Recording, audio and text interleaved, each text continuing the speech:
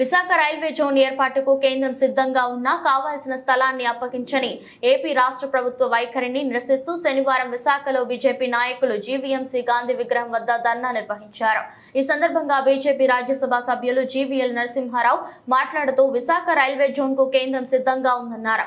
అలాగే ఏపీ రాష్ట్ర బీజేపీ ఉపాధ్యక్షులు మాజీ ఎమ్మెల్సీ పివిఎన్ మాధవ్ మాట్లాడుతూ కేంద్ర రైల్వే మంత్రి అశ్విని వైష్ణవ్ పార్లమెంట్ విభాగంలో రైల్వే జోన్ ఆలస్యానికి కారణం ఏపీ రాష్ట్ర ప్రభుత్వం భూమి కేటాయించకపోవడమే అని స్పష్టం చేశారు. కానీ దీనికి భిన్నంగా విశాఖ జిల్లా కలెక్టర్ మాత్రం తాము భూమిని కేటాయించినా రైల్వే వారు తీసుకోలేదనడం అవాస్తవమని అన్నారు. శాంతియుతంగా ధర్నా చేస్తుంటే బీజేపీ కార్యకర్తలను అక్రమ అరెస్టులు చేయడం విడ్డూరంగా ఉందని పేర్కొన్నారు.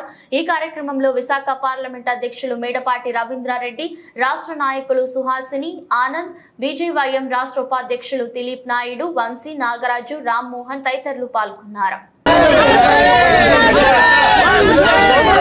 దేశ ప్రధాని శ్రీ నరేంద్ర మోదీ గారు మన విశాఖకి ప్రత్యేక రైల్వే జోన్ కేటాయించి 5 ఏళ్ళు అయినా సరే రాష్ట్ర ప్రభుత్వం నిర్లక్ష్య వైఖరితో ఇప్పటి వరకు కూడా భూములు అప్పగించలేదు.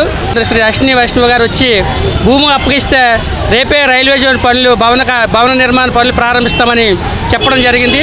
రాష్ట్ర ప్రభుత్వం నిర్లక్ష్య వైఖరిని నిరసిస్తూ ఈరోజు భారతీయ జనతా పార్టీ ఆధ్వర్యంలో మన విశాఖ జిల్లా జీవీఎంసీ ఎదురుగా గాంధీ విగ్రహం ద్వారా నిరసన తెలియజేసి ధర్నా చేయడం జరిగింది.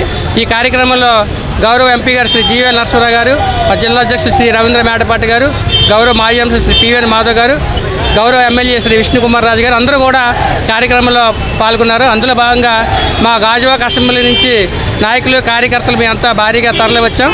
అందులో మా కో కన్వీనర్ గారు సోమబాబు గారు, మండలాధ్యక్షులు గూటూరు శంకర్రావు గారు, నాగేశ్వరరావు గారు అందరూ రావడం జరిగింది. అందరికీ ధన్యవాదాలు తెలియజేస్తాను.